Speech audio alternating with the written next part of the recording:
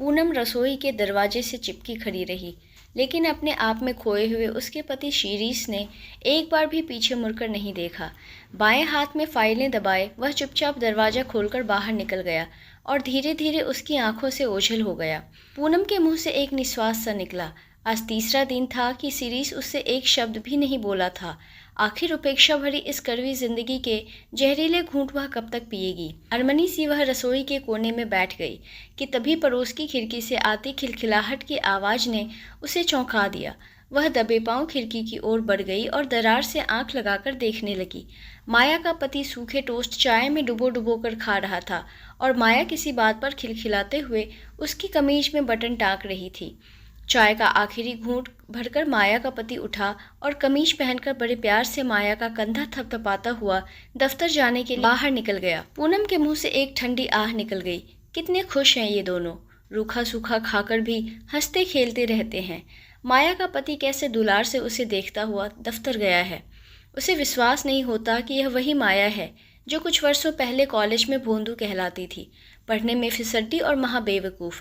न कपड़े पहनने की तमीज़ थी न बात करने की। ढीले ढाले कपड़े पहने हर वक्त बेवकूफ़ी भरी हरकतें करती रहती थी। क्लासरूम से 100 गज दूर भी उसे कोई कुत्ता दिखाई पड़ जाता तो डंडा लेकर उसे मारने दौड़ती। लड़कियां हंसकर कहती थी कि इस भोंदू से कौन शादी करेगा। तब पूनम ने ख्वाब में भी नहीं सोचा था कि एक दिन यही फूहड़ और भोंदू माया शादी के बाद उसकी पड़ोसन बनकर आ जाएगी और वह खिड़की की दरार से चोर की तरह झांकती हुई उसे अपने पति से असीम प्यार पाते हुए देखेगी। दर्द की एक लहर पूनम के पूरे व्यक्तित्व में दौड़ गई और वह वापस अपने कमरे में लौट आई। पूनम, पानी। तभी अंदर के कमरे से बेजान सी आवाज़ आई। वह उठने लगी लेकिन फिर ठिठक कर रुक गई। उसके नथुने फूल गए। अब क्यों बुला रही हो पूनम को? वह बड़बड़ाई। बुलाओ ना अपने लाडले बेटे को जो तुम्हारी वजह से हरदम मुझे धुतकारता है और जरा जरा सी बात में मुंह टेढ़ा कर लेता है। अपने दोनों हाथ कमर पर रखकर वह तनकर शीरीष की फ़ोटो के सामने खड़ी हो गई। ठीक है शीरीष, तुम इसलिए मुझसे नाराज़ होना कि मैंने तुम्हारी माँ को टाइम पर खाना और दवाई नहीं दी और उससे ज़बान लड़ाई। तो लो यह पूनम का बदला। 24 घंटे तो तुम अपनी माँ की चौकीदारी नहीं कर सकते। पूनम सब कुछ सह सकती है, अपनी बेइज्जती नहीं, और वह तुम्हारी माँ की चाकरी नहीं करेगी। आखिर कब तक वे दोनों एक ही घर की चार दीवारी में एक दूसरे के पास से अजनबियों की तरह गुजरते रहेंगे? कब तक एक ही पलंग की सीमाओं में फंसे वे दोनों एक ही काल कोठरी में कैद दो दुश्मन कैदियों की तरह एक दूसरे पर नफरत की फुकारे फेंकते हुए अपनी अंधेरी रातों में जहर घोलते रहेंगे? उसे लगा जैसे कमरे की दीवारें घूम रही हों और वह विचलित सी होकर धम से पलंग पर गिर पड़ी। थप थप थप खिड़की थपथपाने की आवाज़ आई और पूनम चौंक कर उठ बैठी। वह बड़बड़ाती हुई खिड़की की ओर बढ़ी। क्या है? उसने खिड़की खोलकर रूखे स्वर में पूछा।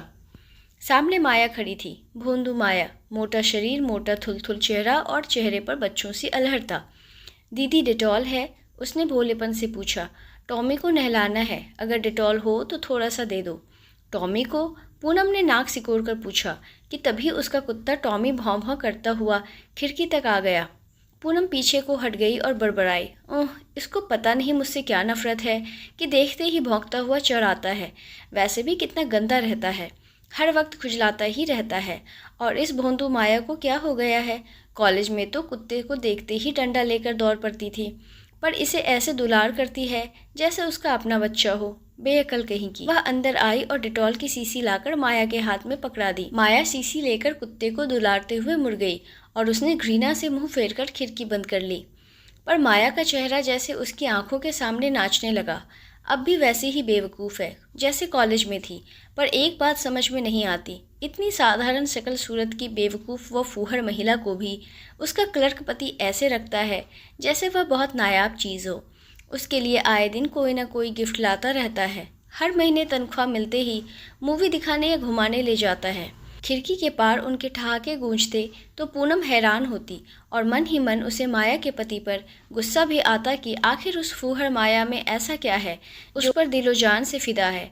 कई बार जब पूनम का पति कई कई दिन उससे नाराज रहता तो उसे उस माया से ईर्ष्या सा होने लगता। एक तरफ वह है जो खूबसूरत और समझदार होते हुए भी पति से उपेक्षित है और दूसरी तरफ यह भोंदू है जो बदसूरत और बेवकूफ़ होते हुए भी पति से बेपनाह प्यार पाती है। पूनम के मुंह से अक्सर एक ठंडी सांस निकल जाती। अपना अपना वक्त है। अचार के साथ रोटी खाते हुए भी माया और उसका पति ठहाके लगाते हैं, जबकि दूसरी ओर उसके घर में 5-6 पकवान बनते हैं और वे उन्हें ऐसे खाते हैं जैसे खाना खाना भी एक सज़ा हो। पूनम दवाई। दूसरे कमरे से आवाज़ आई। बीमार सास दवाई मांग रही थी। वह बेख्याली में उठी, पर द्वेष की एक लहर फिर उसके मन में दौड़ गई। क्या है इस घर में मेरा, जो मैं सबकी चाकरी करती रहूं? इतने सालों के बाद भी मैं इस घर में पड़ाई हूँ, अजनबी हूँ। और वह सास की आवाज़ अनसुनी करके फिर लेट गई। तभी खिड़की के पार माया के जोर जोर से रोने और उसके कुत्ते के कातर स्वर में भूंकने की आवाज़ आई। उसने झपट कर खिड़की खोली। माया के घर के सामने नगरपालिका की गाड़ी खड़ी थी और एक कर्मचारी उसके टॉमी को घसीटकर गाड़ी में ले जा रहा था। इसे मत ले जाओ, मैं तुम्हारे हाथ जोड़ती हूँ, माया रोते रोते कह रही थी। लेकिन कर्मचारी ने कुत्ते को नहीं छोड़ा। तुम्हारे कुत्ते को खाज है, बीमारी फैलेगी, वह बोला। मैं डॉक्टर को दिखाकर इसे ठीक करा दूंगी, प्लीज़ मेरे टॉमी को मत ले जाओ। सुनो, गाड़ी के पास खड़ा इंस्पेक्टर रोब से बोला, इसे हम ऐसे नहीं छोड़ सकते। नगरपालिका पहुंचकर छुड़ा लाना, 5,000 रुपये जुर्माना देना पड़ेगा। रुको रुको, मैं जुर्माना दे दूंगी, कहकर वह पागलों की तरह पूनम के घर की ओर भागी और पूनम को खिड़की के पास खड़ी देखकर गिड़गिड़ाते हुए बोली, दीदी मेरे टॉमी को बचा लो, मुझे 5,000 रुपये उधार दे दो। पागल हो गई हो क्या? इस गंदे और बीमार कुत्ते के लिए 5,000 रुपये देना चाहती हो? ले जाने दो, दूसरा कुत्ता पाल लेना, पूनम बोली। माया ने एक बार निराशा के साथ पूनम की ओर देखा। उसकी आंखों में आंसुओं की धारा बह रही थी। सहसा उसकी आंखें अपने हाथ में पड़ी सोने की पतली सी एकमात्र चूड़ी पर टिक गई। उसकी आंखों में एक चमक आ गई और वह चूड़ी उतारती हुई वापस कुत्ता गाड़ी की तरफ दौड़ पड़ी। भैया यह लो जुर्माना, मेरे टॉमी को छोड़ दो, वह चूड़ी इंस्पेक्टर की ओर बढ़ाती हुई बोली। इंस्पेक्टर भौचक्का सा कभी उसके हाथ में पकड़ी सोने की चूड़ी की ओर और कभी उस कुत्ते की ओर देखने लगा। सहसा उसके चेहरे पर दया की एक भावना आ गई। इस बार छोड़ देता हूँ, अब बाहर मत निकलने देना, उसने कहा और कुत्ता गाड़ी आगे बढ़ गई। माया एकदम कुत्ते से लिपट गई, जैसे उसे अपना खोया हुआ कोई प्रियजन मिल गया हो, और वह फूट फूट कर रोने लगी। पूनम दरवाज़ा खोलकर उसके पास पहुंची और बोली, चुप हो जा माया, पागल ना बन, अब तो तुम्हारा टॉमी छूट गया, पर क्या कोई कुत्ते के लिए भी इतना परेशान होता है? माया ने सिर उठाकर उसकी ओर देखा। उसके चेहरे से वेदना फूट पड़ी। ऐसा ना कहो पूनम दीदी, यह टॉमी है, मेरा प्यारा टॉमी। जानती हो, यह इतना सा था जब मेरे पति ने इसे पाला था। उन्होंने खुद चाय पीनी छोड़ दी थी और दूध बचाकर इसे पिलाते थे, प्यार से इसे पुचकारते थे, दुलारते थे। और अब मैं इसे दुत्कार कर छोड़ दूँ, जल्लादों के हवाले कर दूँ, इसलिए कि यह बूढ़ा हो गया है, बीमार है, इसे खुजली हो गई है?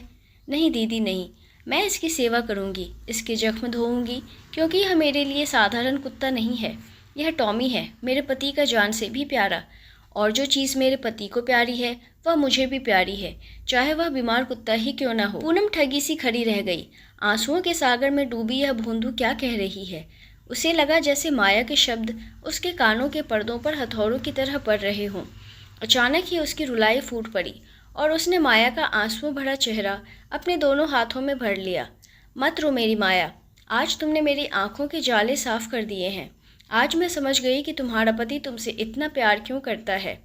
तुम उस जानवर को भी प्यार करती हो जो तुम्हारे पति को प्यारा है, और मैं उन इंसानों से प्यार करने की भी कीमत मांगती हूँ जो अटूट बंधनों से मेरे पति के मन के साथ बंधे हैं। तुम्हारे घर का जर्रा जर्रा तुम्हारे प्यार का दीवाना है, और मेरे घर की एक एक ईंट मुझे अजनबी समझती है। लेकिन अब नहीं, अब ऐसा नहीं होगा। माया ने हैरान होकर पूनम को देखा। पूनम ने अपने घर की तरफ रुख कर लिया। अपनी गलतियों को सुधारने की प्रबल इच्छा उसकी आंखों में दिख रही थी। आपको यह कहानी कैसी लगी हमें कमेंट कर ज़रूर बताएं। नई कहानी सुनने के लिए हमारे चैनल को सब्सक्राइब करना ना भूलें। मिलते हैं एक नई कहानी के साथ, तब तक धन्यवाद।